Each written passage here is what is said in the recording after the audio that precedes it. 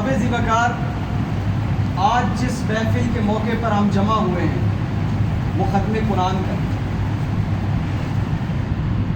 احباب، بات اس طرح ہے کہ میں یہاں نہ تو کوئی جوشیلی تقریر کرنے آیا ہوں، نہ ہی میں آپ کے دلوں کو اس طرح گرماؤں گا جس طرح شعلہ بیاں مقرر گرماتے ہیں۔ میں کر چکا ہوں، اگرچہ میں کر چکا ہوں ایسے خطابات، لیکن میں آج اس مقصد سے نہیں آیا۔ ہماری قوم چونکہ سنتی یہی ہے، ہماری قوم سنتی یہی ہے، لیکن میں آپ سے نہ تو نعرے لگوانے آیا ہوں، بات ٹو دا پوائنٹ کروں گا۔ مقصد ہمارا تربیت کرنا ہے، دین کا فہم حاصل کرنا ہے، مقصد نعرے لگوانا نہیں۔ بات سمجھیں بھائی؟ تو اس سلسلے میں چونکہ میرے موضوعات جو ہیں وہ یہ ہے عظمت قرآن اور جامعیت قرآن اور عظمت مصطفیٰ صلی اللہ علیہ وآلہ وسلم اور وقار امت مصطفیٰ صلی اللہ علیہ وسلم۔ تو سب سے پہلی چیز تو یہ ہے کہ آج تک قرآن نے جو چیزیں اپنے اندر جمع کی وہ دنیا کی کوئی کتاب جمع نہیں کر سکتی۔ بے شک، آپ سب کا اعتقاد ہے اس پہ، بے شک، بے شک۔ لیکن کیا ہم نے کبھی ثابت کرنے کی کوشش کی؟ ہم سب کہتے ہیں کہ آج یہ قرآن جامع ہے، اس کے اندر تمام علوم و فنون جمع ہیں، تمام علوم ماضیہ جمع ہیں، تمام علوم مستقبلہ جمع ہیں۔ اس نے فصاحت و بلاغت کا وہ بند باندھا ہے کہ دنیا حیران رہ جاتی ہے، لیکن کیا کبھی ہم نے ثابت کرنے کی کوشش کی؟ آج میں آپ سے پوچھ لوں یا مجھ سے کوئی پوچھ لے کہ بھائی قرآن کا تم نے کہہ تو دیا جامع ہے، لیکن ثابت کرو کیسے جامع؟ میں آپ کو گل بڑی پوائنٹ دی کرنے لگا، ذرا سمجھ کے، ٹھیک ہے؟ اور حضور صلی اللہ علیہ وآلہ وسلم دی عمر مبارک ثابت کرنے لگا کس تو؟ قرآن دو پہلی شہادت دینے لگا، جامعیت قرآن پر پہلی شہادت دینے لگا۔ کس سے؟ قرآن سے۔ اور کس کی؟ حضور صلی اللہ علیہ وآلہ وسلم کی عمر مبارک۔ غور و فکر تدبر سے یہ چیزیں سمجھ آئیں۔ سورہ المنافقون، سورہ المنافقون کون سی سورت ہے؟ 63ویں، حافظہ 63ویں سورت ہے قرآن کی، ٹھیک ہے؟ قرآن کی 63ویں سورت کے آخر میں اللہ پاک نے کیا ذکر کیا؟ اللہ پاک فرماتے ہیں کہ جب کسی کی وقت اجل آ جائے تو میں ایک لمحے کی بھی تاخیر نہیں کروں۔ اب مجھے ذرا غور سے اس بات کو سننا ہے، میں آپ کو سمجھانے آیا ہوں، میں بعض کوئی ایسی نصیحت یہ نماز پڑھیں گے چیزیں کریں یہ آپ سنتے رہتے ہیں، بات کو سمجھنا ہے، ٹھیک ہے؟ کون سی صورت ہے؟ المنافقون 63ویں صورت ہے۔ آخری آیت میں اللہ پاک کیا فرما رہے ہیں؟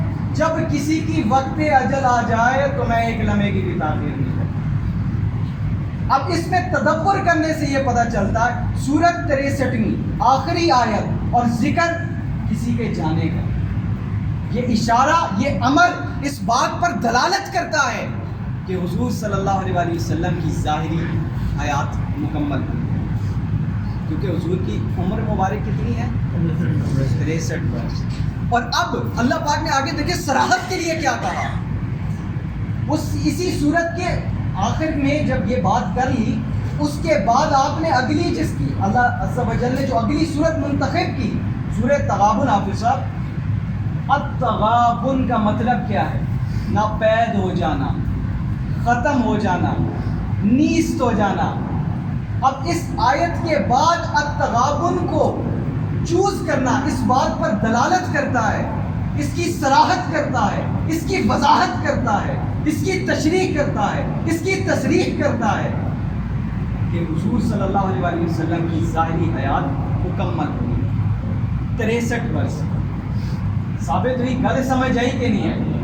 اگر آئی ہے تو ہن سبحان اللہ ہو، گل سمجھ آ گئی؟ ہن دوئی گل کرنے لگا، ہن دوئی شہادت دینے لگا، ٹھیک ہے؟ قرآن کی۔ اب میں نوجوانان قوم کو مخاطب کرتا ہوں، آپ سب جتنے بھی نوجوان بیٹھے ہو آپ لوگوں کو مخاطب کر کے کہتا ہوں، دوسری شہادت آپ لوگ غور سے سنیں، دوسری شہادت امام غزالی سے کسی غیر مسلم نے پوچھا یہ جو فضا میں سیارگان ہیں، سیارے ہیں، سولر سسٹم جسے آپ کہتے ہیں، اس کی معکوس حرکت بھی ہے، ایک سیدھی حرکت ہے، ایک الٹی حرکت ہے، ٹھیک ہے، یعنی کلاک وائز بھی ہے اور اینٹی کلاک وائز بھی ہے، مشرق سے مغرب کی طرف بھی گھومتے ہیں اور مغرب سے مشرق کی طرف بھی گھومتے ہیں، لیکن آپ کے قرآن میں صرف ایک کا ذکر ہے، یعنی سیدھی حرکت کا ذکر ہے، جو قرآن کی آیت ہے کل فی فلک یسبحون، کل فی فلک یعنی تمام سیارے فلک میں اپنے مدار میں تیر رہے ہیں۔ اس سے تو ثابت ہوتا ہے کل فی فلک سے کہ سیدھی حرکت ہے، سیدھی حرکت کرتے ہیں، وہاں دسو دوئی حرکت کتوں آتی، معکوس حرکت کہاں سے ہوتی ہے؟ آپ ثابت کریں قرآن سے۔ تو کیا خوبصورت جواب دیا امام غزالی نے، آپ نے فرمایا کل فی فلک کو الٹا پڑھو، کل فی فلک کو الٹا پڑھو، یعنی فلک کے آخری کاف سے دوبارہ پیچھے شروع کرو تو کیا بنے گا کل فی فلک، یعنی سیدھا پڑھو گے تب بھی کل فی فلک، الٹا پڑھو گے تب بھی کل فی فلک۔ تو اب اس سے ثابت یہ ہوا کہ سیاروں کی سیدھی حرکت بھی ہے، معکوس حرکت بھی ہے، کلاک وائز بھی ہے، اینٹی کلاک وائز بھی ہے۔ تو میرے بھائیوں، مقصد یہ تھا یہ چیزیں سمجھانے کا، چونکہ موضوع قرآن سے تھا تو میں نے کہا اس کی جامعیت پر بھی آپ کو کچھ بتا دوں، لیکن بات یہ ہے کہ میں اور آپ کتنی ریسرچ کرتے ہیں، قرآن پر کتنی ریسرچ کرتے ہیں، کتنا کھول کر کبھی پڑھا ہے قرآن کو؟ ہماری امت کا تو یہ حال ہے قرآن دیکھ کر پڑھنا نہیں آتا۔ مجھے بتائیں ہم نے خاک ریسرچ کی ہے ابھی تک قرآن کو؟ ہم صرف قرآن کو دیکھتے ہیں، ہم نے کیا جنازوں کے لیے قرآن رکھا ہوا ہے؟ کیا اشارے ثواب کے لیے قرآن رکھا ہوا ہے؟ بتائیں نا کس کے لیے یہ رکھا ہوا ہے؟ غلافوں میں بند کر کے اوپر الماریوں میں سجانے کے لیے رکھا ہوا ہے۔ قرآن پاک میرے بھائیوں اس لیے نہیں ہے پھر ہم کہتے ہیں کہ ہم برباد ہو رہے ہیں۔ We are disrespecting our Islam. We are disrespecting our Sunnah. We are disrespecting our Islam. We are disrespecting our Prophet, peace be upon him. Being a monotheistic, we are disrespecting Allah. Na'uzu billah. پھر ہم کہتے ہیں ہمارے قرآن کو جلایا جا رہا ہے۔ ابھی آپ کو ریسنٹلی بتا دوں ڈچ اینڈ ناروے میں آپ کے قرآن کو، میرے قرآن کو جلایا گیا۔ کیا ہم نے باہر نکلنے کی بھی توفیق کی؟ اور ابھی ریسنٹلی مسجد اقصیٰ میں، رمضان میں مسجد اقصیٰ میں جو ہے لوگوں کو شہید کیا جا رہا ہے۔ کیا میں نے اور آپ نے، مجھے بتائے نا میرے نوجوان بھائیوں، میرے بزرگان ملت، مجھے بتائیے ہم میں سے کون ہے جو بات کرنے کو تیار ہے؟ کیا گھر میں کبھی ڈسکس کیا؟ کیا گھر میں اپنی ماں بہنوں کو بتایا؟ نہیں بتایا۔ کیوں آج جہاد کی بات قرآن سے کرنے والا دہشت گرد ہے، آج قرآن کی بات کرنے والا دہشت گرد ہے؟ کیوں؟ اپنے سٹینڈرڈز کو چینج کیجئے، ڈبل سٹینڈرڈز مت بنائیے۔ میں اور آج آپ کو یہ حقیقت آپ کے سامنے واضح کرنا چاہتا ہوں۔ مجھے بتائیں قاری کو آپ کیا سمجھتے ہیں؟ ایک قرآن پڑھنے والے حافظ کو آپ 2 ٹکے کا سمجھتے ہیں؟ ہماری سوسائٹی کا یہ المیہ ہے، یہ حقیقت ہے۔ امام کو ہم نے کیا اہمیت دے رکھی ہے؟ ہم بڑے بنے خان ہیں، جس کے پاس دولت ہے وہ اٹھ کے امام کو بات کرے گا۔ کیوں؟ امام کو کوئی بات نہیں کر سکتا، امام کو رسول اللہ نے عزت دی ہے۔ بتائیں نا بھائیو، قرآن کو ہم نے کس لیے رکھ دیا ہے؟ ریسرچ کریں، خدارہ ریسرچ کریں، ان چیزوں کو سمجھیں۔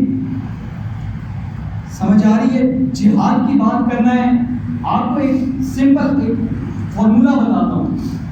آپ کی زکوٰۃ پڑھنے، نماز دینے سے کسی کو، نماز پڑھنے سے کسی کو مسئلہ ہے؟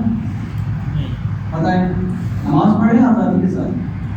اقبال نے کہا تھا ہند میں جو ہے ملا کو جو ہے ہند میں سجدے کی اجازت ناداں یہ سمجھتا ہے اسلام ہے آزاد، اور نمازہ پڑھنے نال اسلام آزاد نہیں ہویا۔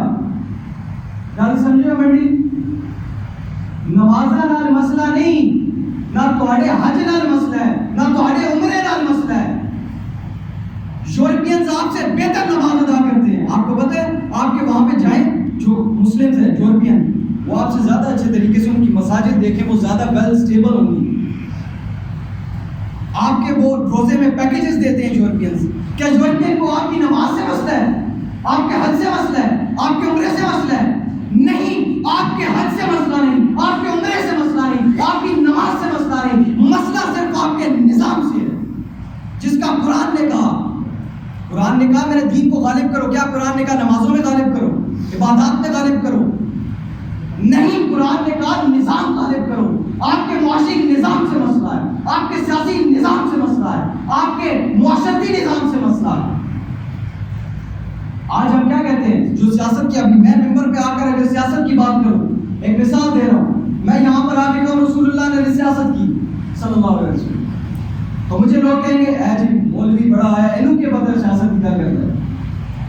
اقبال نے کیا سیاست جو دین سے جدا ہو سیاست تو رہ جاتی ہے چنگیزی. سیاست دین میں ہے، دین کا حصہ ہے، اور ہمارا فرض بنتا ہے کہ ہم یہاں پر حق بیان کریں. بات سمجھے؟ اپنی سوچوں کو چینج کریں، اپنے سٹینڈرڈز کو بنائیں. ان سٹینڈرڈز کو نہیں جو یورپینز نے آپ کے لیے طے کیے، جو اسلام مقرر کرتا ہے. قرآن is the light for us, Sunnah is the path for us, and being a monotheistic is our zeal. توحید پرست ہونا ہماری غیرت مند ہونے کی نشانی ہے. خود کو سوچے. ابھی میں جب ادھر بیٹھا ہوا تھا تو چند حضرات یہاں سے اٹھے اور چل پڑے. مجھے بتائیں ہماری علمیہ کیا، ہماری سوچ کا کیا معیار ہے؟ ایک نالی میں بک جانے والے، ایک گٹر کی وہ کیا کہتے ہیں گٹر بنانے والے، اس کام پر بک جانے والے، آپ ایک روڈ پر بک جانے والے، ایک گلی پر بک جانے والے. ہم مسجد اقصی کی بات کریں گے. ارے ہم کیا جانے کہ قبلہ اول کیا ہے، ہم کیا جانے قرآن کیا ہے، قوموں کی امامت کیا ہے. کبھی سوچ کو بلند کیا یہاں سے؟ ہم کیا جانے سیریا میں کیا ہے، ہم کیا جانے عراق میں کون برباد ہوتا ہے، ہم کیا جانے برما میں کون مرتا ہے، ہم کیا جانے افغانستان میں کون مرتا ہے. ہمارا گھر ٹھیک ہے، اوکے اللہ حافظ، ہمارا گھر ٹھیک ہے بس. کیوں؟ کیا قرآن کو ہم نے صرف کبھی صحیح معنوں میں فالو کیا؟ قرآن نے کہا فَانكِحُوا مَا طَابَ لَكُم مِّنَ النِّسَاءِ مَثْنَىٰ وَثُلَاثَ وَرُبَاعَ. قرآن کا حکم ہے شادیاں کرو 3 4. حکم ہے. آج آپ دین کو نہیں معاشرے کو دیکھتے ہیں. میں واضح کر رہا ہوں اور میں یہ اپنی ذمہ داری پہ بات کر رہا ہوں. ہم کیا کرتے ہیں؟ کس کو دیکھ کر طے کرتے ہیں؟ معاشرے کو دیکھ کر ہم دین کو سیدھا کرنے کی کوشش کرتے ہیں. کبھی دین کو دیکھ کے معاشرہ ایڈجسٹ کیا ہم نے؟ قرآن نے کہا سود نہ لینا، کیا کبھی سود لینا بند کیا ہے؟ وہ جو بینکوں میں جا کر سود لیتے ہیں وہ کون ہے؟ وہ کیا بینک والے خود ہیں؟ ہم ہیں سود لینے والے. پھر ہم کہتے ہیں کہ ہم اسلام ہیں، ہم مسلمان ہیں، ہم اسلام کو فالو کرنے والے ہیں. بتائیں مجھے بتائیں آج آپ مسجد میں تشریف لاتے ہیں، کتنے آپ یہاں پر نماز پڑھنے کے لیے آتے ہیں؟ نماز کا مقصد کیا ہے؟ نماز گھر میں نہیں پڑھ سکتے تھے؟ بتائیں نا. اسلام نے آپ کو باجماعت نماز کا حکم دیا ہے. یہ بھی ایک مسئلہ آپ کو ایک بتا رہا ہوں. نماز کا آپ کو حکم دیا باجماعت پڑھنے کا. بتائیں کیوں پڑھتے ہیں؟ کیوں پڑھتے ہیں؟ گھر میں بھی پڑھ سکتے تھے. نماز ہی پڑھنی ہے نا، عبادت ہی کرنی ہے اللہ کی، تو گھر کریں. باجماعت آگے کیوں پڑھتے ہیں؟ باجماعت نماز پڑھنے کا مقصد یہ نہیں ہے آپ آئیں اور یہاں پر اللہ اکبر کندھے سے کندھا ملا کے کھڑے ہوئے اور بس ٹھیک ہے اوکے اللہ حافظ، گھر کا راستہ لیا. نہیں، باجماعت نماز پڑھنے کا مقصد یہ نہیں ہے. آئیں جہاں پر ایک دوسرے سے ملیں، ان کا احوال پوچھنا یہ آپ کا فرض ہے. کیا کسی نے آج تک پوچھا سلام کرنے کے لیے؟ یہاں کوئی 2 منٹ نہیں رکتا، اٹھ کے وہاں سے چلے جاتے ہیں. آئیں مسجد میں ایک دوسرے سے ملیں، ایک دوسرے سے گھر کے احوال پوچھیں. ٹھیک ہے بھائی آپ صحیح ہیں، صحت طبیعت کیسی ہے؟ کیا کبھی کسی نے پوچھا؟ یہ مقصد ہے آپ کے باجماعت نماز پڑھنے کا. یاد رکھو میرے بھائیوں نوجوانوں، آپ لوگوں کو ایک بات کہنا چاہتا ہوں کہ دیکھیں آپ لوگ یہاں میں اسٹینڈرڈ طے کرنا چاہتا ہوں. آپ کی شان کیا ہے؟ آپ کی شان یہ ہے باہر ادھر گلی محلوں میں ایک دوسرے کو گالا گلوچ کرنا. آپ کی شان یہ ہے کہ ایک دوسرے کا گریبان پکڑنا چوکوں میں. آپ لوگوں کی شان یہ ہے، باتیں تلخ ہیں لیکن سننی پڑے گی. آپ لوگوں کی کیا یہ شان ہے کہ جا کر آپ چوکوں میں شاپوں پر عورتوں کے لیے، اپنی بہنوں کے لیے کھڑے ہو، کیا یہ آپ کی شان ہے؟ یا آپ کی شان میں بتاؤں؟ آپ کی شان یہ ہے کہ آپ غیرت مند بن کر، محمد بن قاسم بن کر اپنی ماں بہنوں کی عزت بچانے کے لیے نکلتے ہو۔ آپ کی شان یہ ہے کہ آپ بیت المقدس فتح کرنے کے لیے صلاح الدین ایوبی بنتے ہو، آپ طارق بن زیاد بنتے ہو، آپ محمد بن قاسم بنتے ہو، آپ احمد شاہ ابدالی بنتے ہو۔ کیا تاریخ نہیں پڑھی آپ نے؟ کیا آپ کے اسلاف ایسے کیا کرتے تھے جو آج آپ کر رہے ہو؟ اپنے ویژن کو بڑا کرو، بڑا سوچو، ویژن کو بڑا کرو اور اس کے لیے کام کرو، محنت کرو، امت کو اٹھاؤ اور ان چیزوں کے لیے ورک کریں جو کہ ہماری امت کو بڑی ضرورت ہے اس ٹائم، میں یہ سمجھتا ہوں۔ اور ہم آج جو نوجوان ہیں اور بزرگان دین ہمارے جو ہیں وہ ایک دوسرے کو اعلان کان اور اس طرح کی چیزوں میں پڑے ہوئے ہیں، اور نوجوان تو ہمارے پھر کوئی بات آ جاتی ہے کہ فحاشی کی ایک لہر گرم۔ تو باقی جیسے کہ آپ کو پتہ ہے کہ اقبال نے اپنے خوبصورت الفاظ میں جو بیان کیا، وہ معزز تھے زمانے میں مسلمان ہو کر، وہ معزز تھے زمانے میں مسلمان ہو کر، اور تم خار ہوئے تارک قرآن ہو کر۔ اور پھر وہ بات یہ ہے کہ ڈرنا نہیں ہے، کبھی ڈر کر زندگی نہیں جینی، کل کرنے لگا اڑک نہ جیو، لیکن حق بات کر کے جیو۔ سمجھ آ گئی؟ وہ اقبال نے کہا تھا، وہ فاتح کش جو ڈرتا نہیں موت سے، ذرا روح محمد اس کے بدن سے نکال دو۔ تو آج نکال لی ہے روح محمد۔